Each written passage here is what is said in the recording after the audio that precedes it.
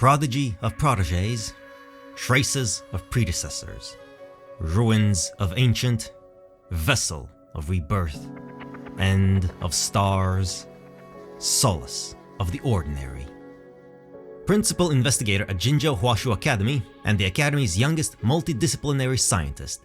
A gentle soul with a sharp mind whose relentless passion for automatic mechanics always translates into constructive findings and insights. An interview. Years later, I found myself standing at that door again. The Xiangli family had always been a star in Jinzhou's journalistic circles. Back then, doing a piece on the family was considered an honor, and indeed, their scientific heritage continues to produce admirable accomplishments. The last time I stood on this doorstep, I was still a rookie, eager for recognition, and the Xianglis helped me with just that by allowing me to take their family portrait, a piece that ticked all the boxes. The photo won me a small award and secured my job. As the door opened, I looked down to see a boy with bright and clear eyes looking back at me. I flashed my press badge and he ushered me inside. Xiangli Yao, the son of the genius and Paragon's descendant. His father's brilliance had turned heads across Jinzhou, and his mother's perseverance saved the lives of countless children in the city. This very house once drew the attention of many, and it remains that way to this day. I prided myself on conducting interviews, but this young boy seemed more comfortable than I was. Xiangli Yao, like his parents, possessed a natural eloquence, his demeanor gentle and poised. The interview flowed smoothly, and after setting aside my notebook, he offered me a cup of tea. I thanked him, but he shook his head. I should thank you for visiting because of my parents. Xiangli Yao smiled. I've heard a thing or two about what's been happening. Jinzhou, with its vast lands and rich resources, is not without its share of discord. The Xianglis had done me a favor in the past, one I felt compelled to repay, both professionally and personally, by making sure their son was okay. Xiangli Yao smiled wistfully, his expression hinting at a memory relived. My parents are always busy with work, so I'm glad someone remembers them. Your reports capture their moments, research results, words spoken, and many other details that I didn't even know about. When I read those news and interviews, I feel like I get to know them better. I hesitated for a moment, but still went on to ask, do you think it's unfair? Perhaps your parents should have spent more time with their child. They both have their passions, and it's the same for me. I'm happy they're doing what they love. Is that so? I took a deep breath and prepared to leave, but Xiangli Yao asked me to stay. I forgot the exact reason he gave, however, I'm sure it must have been a good one. Xiangli Yao had a way with words that made refusing his hospitality difficult. I only remember having another cup of warm tea and continuing to chat for a while before finally taking my leave.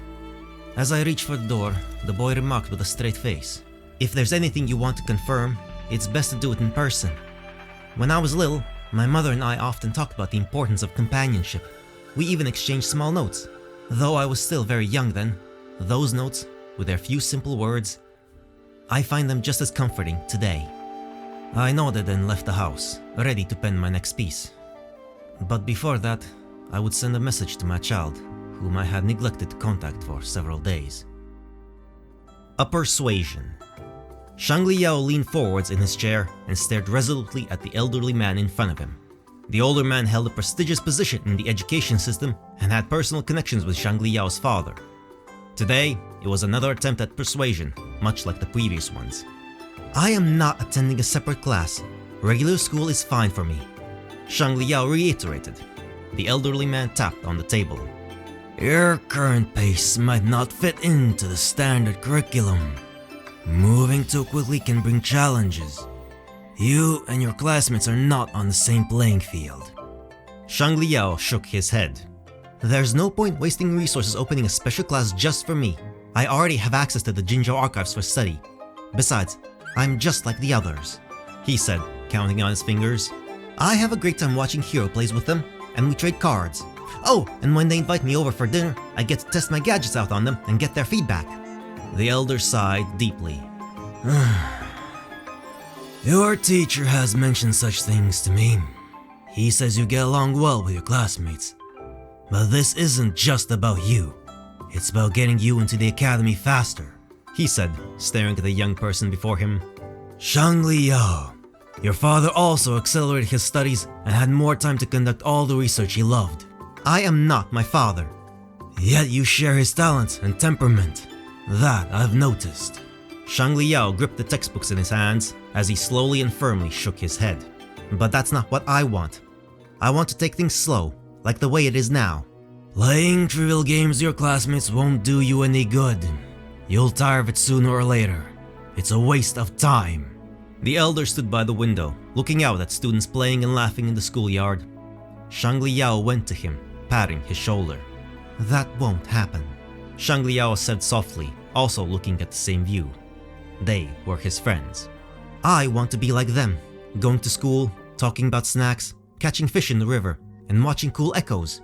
Hey, they even taught me when and how to smile and compliment someone. That's important to me. I know you mean well, but I get to decide what's best for me, right?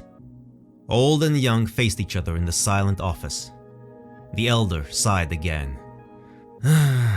You remind me of your father, but the two of you are not quite the same. Xiangli Yao smiled.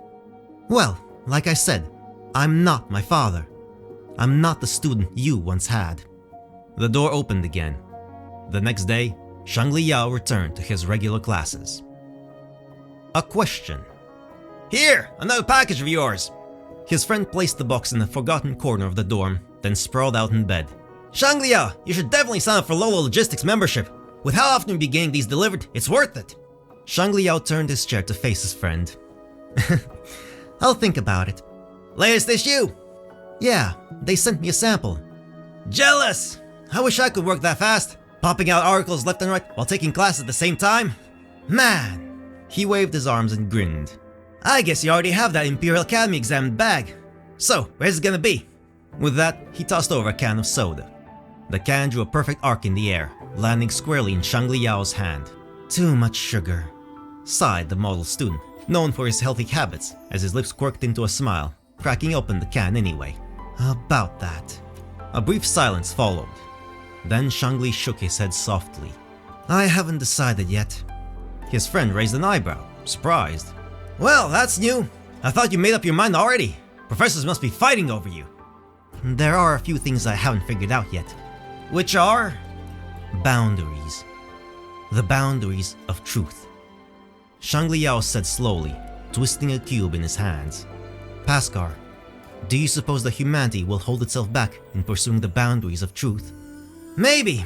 There are plenty of nutjob scientists out there, so who knows? We chase after the stars, only to fall beneath them. Boundaries limit our scope, but without it, there's no way to tell whether you're progressing.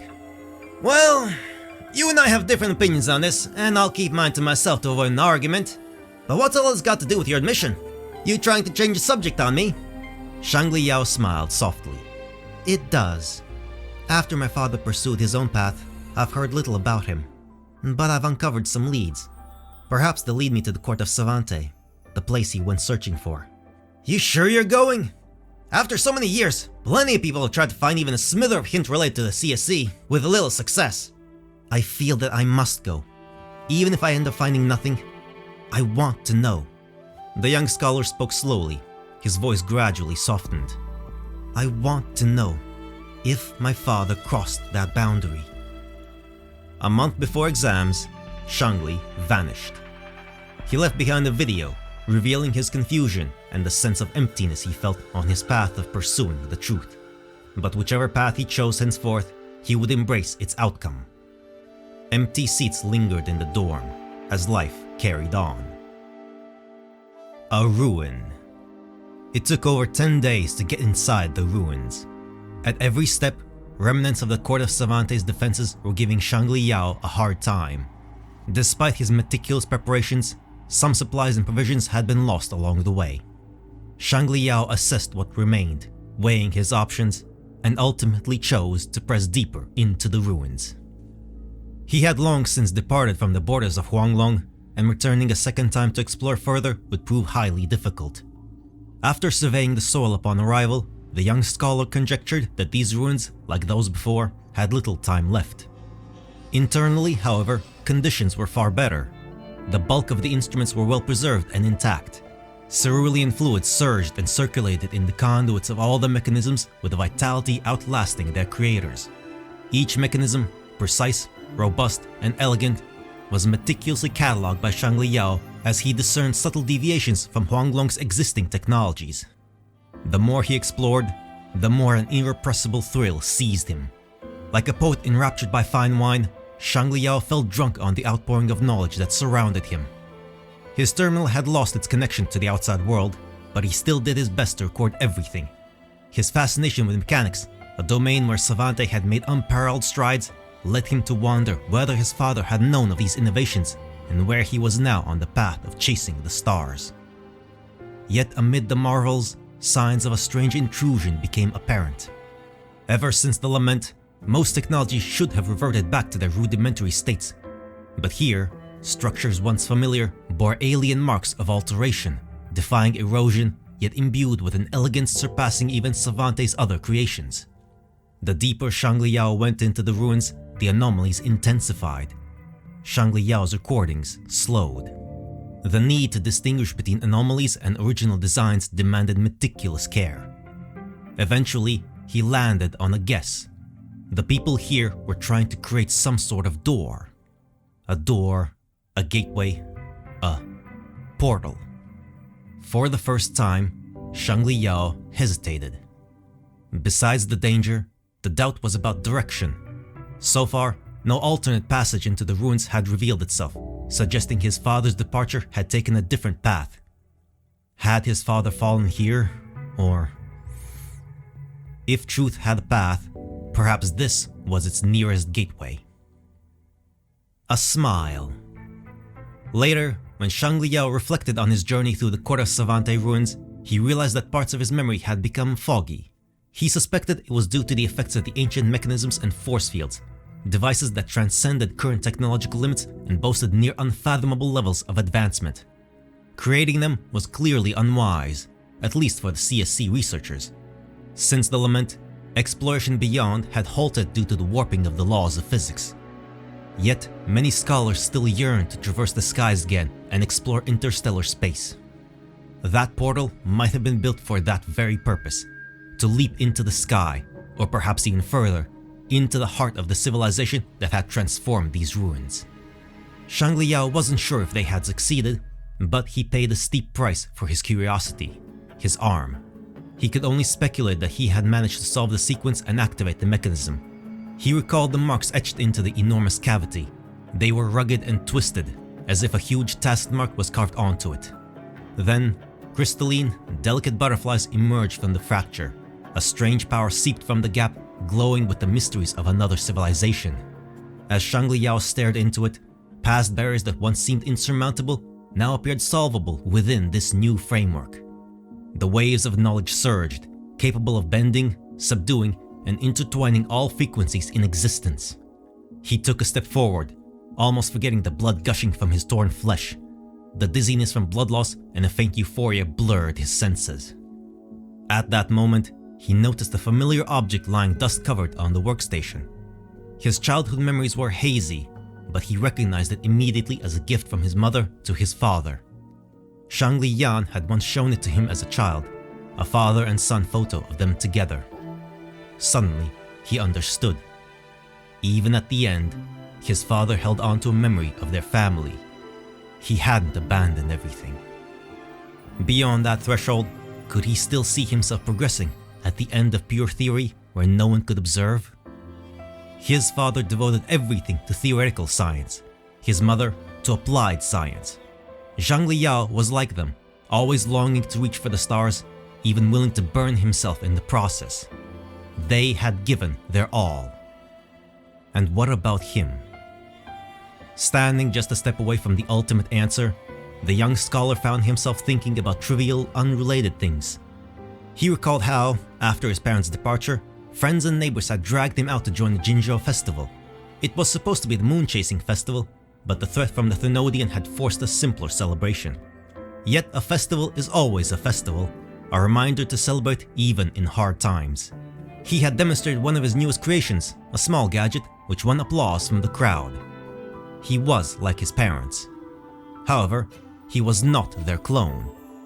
Even as his shadow followed theirs, he found himself unable to journey the same roads they had traveled. With trembling hands, the young scholar searched for scattered parts, trying to assemble a device to stop the bleeding. His newly acquired Forte gently surged and began to warp the metal structures according to his will. As the bleeding ceased, so did the grand opportunity before him. It was only a few steps away, but Xiangli Yao had already turned his back. He knew he had found his own answer. Xiangli Yao's ID card. Xiangli Yao's work ID card reads, Xiangli Yao, researcher, Huashu Academy, neatly printed. It took Xiangli Yao an extra year to wear this simple, plain card with a built-in ID chip on his chest compared to his peers at the academy.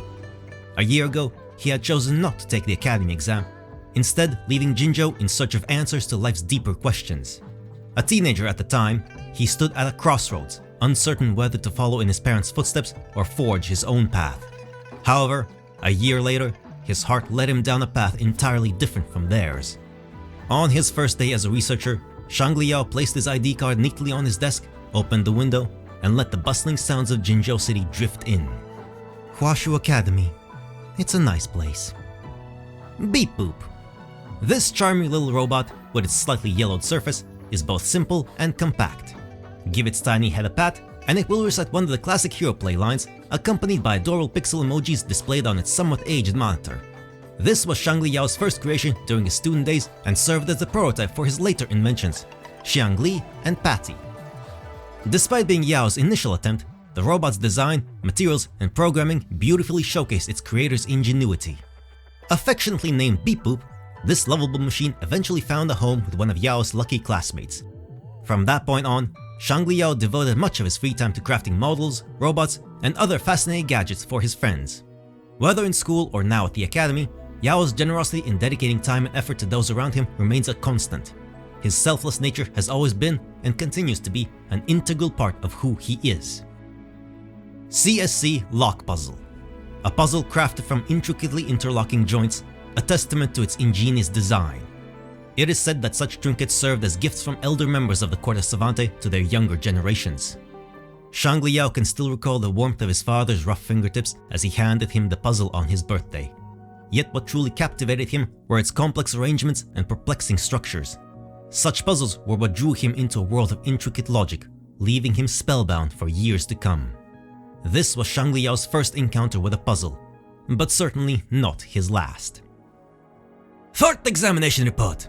Residence Ability, Matter Weaver. Residence Evaluation Report, Evaluation Basis, Residence Assessment 2603-G. Resident Xiangli Yao's awakening occurred 2 years ago, following an incident at the Court of Savante ruins where he lost his arm and came into contact with an unknown metal substance. Resident Xiangli Yao's taskmark is located on the prosthetic right arm.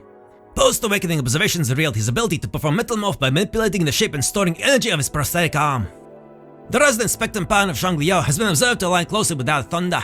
A strong Sydney reaction has been observed, yet the cause of Xiangli Yao's awakening remains unclear due to the inability to recover samples of the unknown metal substance. Analysis of test samples revealed a consistent, flat rebels curve followed by a sharp ascent and stabilization. Therefore, Xiangli Yao is identified as a mutant resonator. Overclock Diagnostic Report. Resident Xiangli Yao's waveform graph shows elliptical fluctuations. The param time domain is stable with no abnormal waveforms. Resident Criticality, high. Xiangli Yao's frequency displays high stability with minimal risk of overclocking. Records indicate no history of overclocking.